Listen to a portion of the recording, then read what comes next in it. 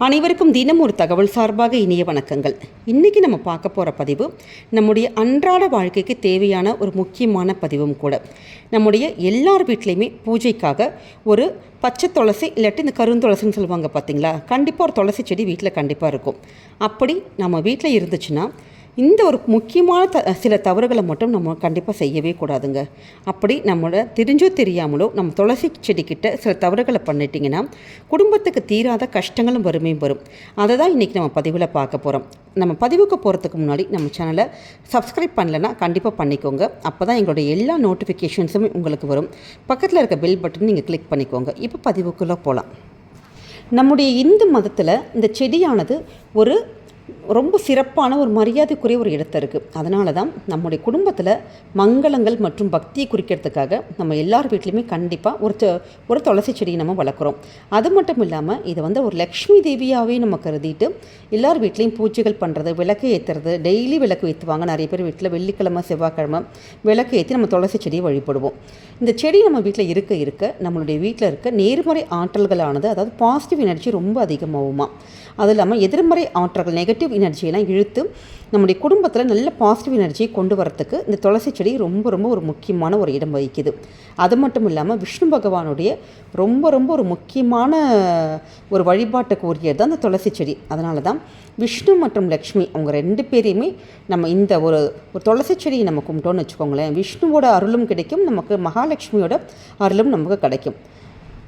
அப்பேற்பட்ட இந்த துளசி செடியானது ஆன்மீகத்தில் மட்டும் இல்லாமல் நமக்கு மெடிசன் நல்ல ஒரு மருத்துவத்திலையும் ரொம்ப சிறப்பாக இருக்குது. ஏன்னு கேட்டிங்கன்னா, சளி பிடிச்சிச்சின்னு வச்சுக்கோங்களேன், சளி பிரச்சனைகளுக்கெல்லாம் நிவர்த்தி பண்ணுறதுக்கு நம்ம துளசி வச்சு நிறைய கஷாயம் குடிக்கிறது, துளசி தீர்த்தம் குடிக்கிறது, அது மாதிரி உள்ள துளசியோடு சம்மந்தப்பட்ட எந்த ஒரு இது நம்ம உட்கொண்டுக்கிட்டாலும், நம்ம உடம்புக்குள்ளே எடுத்துக்கிட்டாலுமே நமக்கு அது இம்யூனிட்டி பவர், அதாவது எதிர்ப்பு சக்தியை நம்ம உடம்புல அதிகப்படுத்தும்னு சொல்லிட்டு ஒரு மருத்துவத்தில் இருக்குது. அப்படிப்பட்ட துளசி செடியானது நம்ம வீட்டில் கரெக்டாக சில விதிகளை கடைப்பிடிச்சு நம்ம வச்சோன்னு வச்சுக்கோங்களேன், குடும்பத்துக்கு எல்லாவித நன்மைகளும் நமக்கு கண்டிப்பாக கிடைக்குங்க.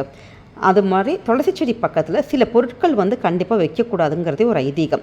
நமக்கு தெரிஞ்சோ தெரியாமலையோ நம்ம குடும்பத்தில் நம்ம வீட்டில் நம்ம வளர்க்குற துளசி செடி பக்கத்தில் சில ஏதாவது பொருட்கள் நம்ம வச்சுருப்போம். அப்படிப்பட்ட சில பொருட்கள் ஆனது நம்முடைய எதிர்மறை சக்திகளை நம்ம வீட்டுக்கு கொண்டு வரும். அப்படி எந்த பொருட்கள்ங்கிறது தான் இன்றைக்கி நம்ம பதிவில் பார்க்கலாம். முதலாவதாக நம்ம துளசி செடிக்கு பக்கத்தில் எந்த விதமான செருப்புகள், காலணிகள் வைக்கிறத கண்டிப்பாக தவிர்க்கணுங்க.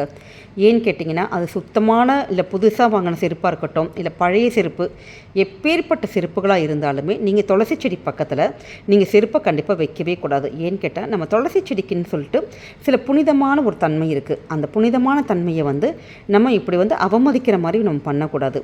இது நம்ம துளசி அன்னையை நம்ம அவமதிப்பதற்கு சமம். அது மட்டும் இல்லாமல் நம்ம குடும்பத்துக்கு கட்டாயமாக நம்மளை செருப்பை இது மாதிரி அவுத்து போடுறதுனால நம்ம கஷ்டங்களையும் வறுமைகளையும் நம்மளே கூட்டிகிட்டு கொண்டு வர மாதிரி ஒரு அர்த்தம்.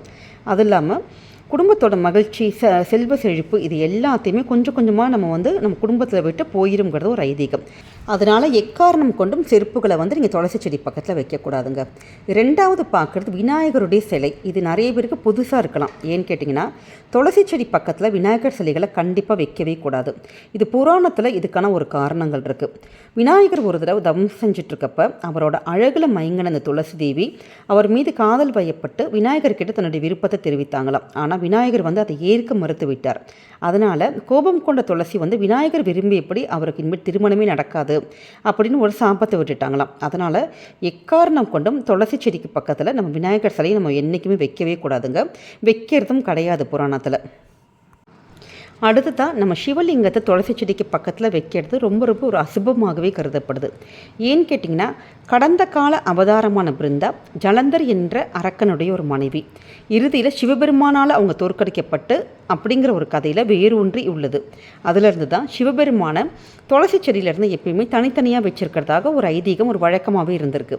அதனால் எப்பயுமே துளசிக்கு பக்கத்தில் நம்ம சிவலிங்கத்தை வைக்கவே கூடாதுங்க. அது மட்டும் இல்லாமல் நம்ம முள் செடி இருக்குது பார்த்தீங்களா, துளசி பக்கத்தில் முள்ள செடிகளை கண்டிப்பாக நம்ம வைக்கவே கூடாது. ஏன்னா துளசி அதோட மென்மையான ரொம்ப தன்மையால் வகைப்படுத்தப்பட்டிருக்கு. முள் செடிகள் வீட்டுக்குள்ளே நேர்மறை ஆற்றலை சீர்குலைக்கும். அதனால் வீட்டில் இருக்க எதிர்மறை சக்திகள் அதிகரிக்கும். அதனால் நம்முடைய வாழ்க்கையானது ரொம்ப சவாலாகவும் ரொம்ப அசௌகரியமாகவும் மாறும். அதனால தான் முள் செடி துளசி செடிக்கு பக்கத்தில் எப்பவுமே இருக்கவே கூடாதுங்க. அது மட்டும் இல்லாமல் நம்ம துளசி செடி பக்கத்தில் என்றைக்குமே விளக்கமாறு வைக்கிறத கண்டிப்பாக தவிர்க்கணுங்க. ஏன்னு கேட்டால் நம்ம துளசிக்குன்னு ஒரு தனிப்பட்ட ஒரு புனிதத்துவம் இருக்குது. அதை நம்ம விளக்கமாறுங்கிறது ஒரு சுத்தம் செய்யும் நோக்கத்துக்காக தான் நம்ம பயன்படுத்துகிறோம். துளசியோட புனிதத்தன்மைக்கு இந்த கொள்கையானது ரொம்ப ரொம்ப முரணானது. அப்படி நீங்கள் அதே மீறி நீங்கள் பக்கத்தில் வச்சிங்கன்னா உங்களுடைய வீட்டில் நிதி சிக்கல்கள், பண கஷ்டங்கள் அதெல்லாமே ஏற்படும். லக்ஷ்மி தேவியை பொறுத்த வரைக்கும் வீட்டை மாலையில் துடைக்கிறது கூட நம்ம ஒரு அதிருப்தியை ஏற்படுத்துகிறோங்கிற ஒரு ஐதீகம்னு சொல்கிறோம். அப்பேற்பட்ட ஒரு இதை நம்ம விளக்கமாற நிச்சயமாக நம்ம துளசி செடி பக்கத்தில் வைக்கக்கூடாதுங்க. அதுக்கப்புறமா பார்க்க போகிறது குப்பை தொட்டி. துளசி செடியை சுற்றி எப்பயுமே சுத்தம் ரொம்ப ரொம்ப முக்கியம். நம்ம ஒரு மகாலட்சுமியோட ஒரு அம்சமாக பார்க்கக்கூடிய இந்த துளசி செடி சுற்றிலையும் குப்பையும் கூலமாக இருந்திருந்தால் அது நல்லாவாக இருக்கும். கண்டிப்பாக அது குடும்பத்துக்கு நல்லதே கிடையாதுங்க. நம்ம அது மாதிரி வீட்டில் அது மாதிரி நம்ம வச்சுருந்தீங்கன்னா நிச்சயம் அந்த மகாலட்சுமியோட கோபத்துக்கு நீங்கள் ஆளாவதோடு மட்டும் இல்லாமல் விஷ்ணு அதாவது பெருமாளுடைய அதிருப்தியும் கண்டிப்பாக நமக்கு குடும்பத்துக்கு பல சங்கடங்களை உண்டு பண்ணும். அதனால் கண்டிப்பாக நீங்கள் குப்பைகள்லாம் இல்லாமல் ரொம்ப சுத்தமாக இருக்கணுமா மாதிரி நீங்கள் பார்த்துக்கணும். இது மட்டும் இல்லாமல் நம்ம துளசி செடியை நம்ம வீட்டில் எந்த இடத்துல வச்சா குடும்பத்துக்கு ரொம்ப நல்லது, அதாவது வாஸ்து ரீதியாக நம்ம துளசி செடியை குடும்பத்தில் எந்த இடத்துல வச்சா நமக்கு ரொம்ப நன்மைகள்ங்கிறத இப்போ நம்ம பார்க்கலாங்க. நிறைய பேர் வீட்டில் துளசி செடி வீட்டில் மொட்டை மாடியில், பால்கனியில், ஜன்னலில், அப்பார்ட்மெண்ட்ஸில் இருக்கிறவங்களாம் அது மாதிரி எல்லாமே வச்சுருப்பாங்க.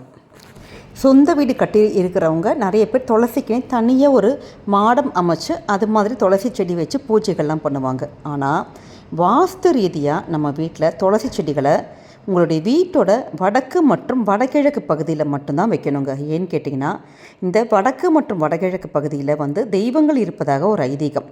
அப்படிப்பட்ட ஒரு இடத்துல நீங்கள் அந்த துளசி செடியை நம்ம ஒன்று வச்சு தண்ணி ஊற்றி வளர்த்து பூஜை பண்ணி ஒரு விளக்கெல்லாம் டெய்லி ஏற்றணும்னு வச்சுக்கோங்களேன், அந்த குடும்பத்தில் பல சுபகாரியங்கள், பல ஐஸ்வர்யங்கள் எல்லாமே நடக்குங்கிறது ஒரு ஐதீகம்.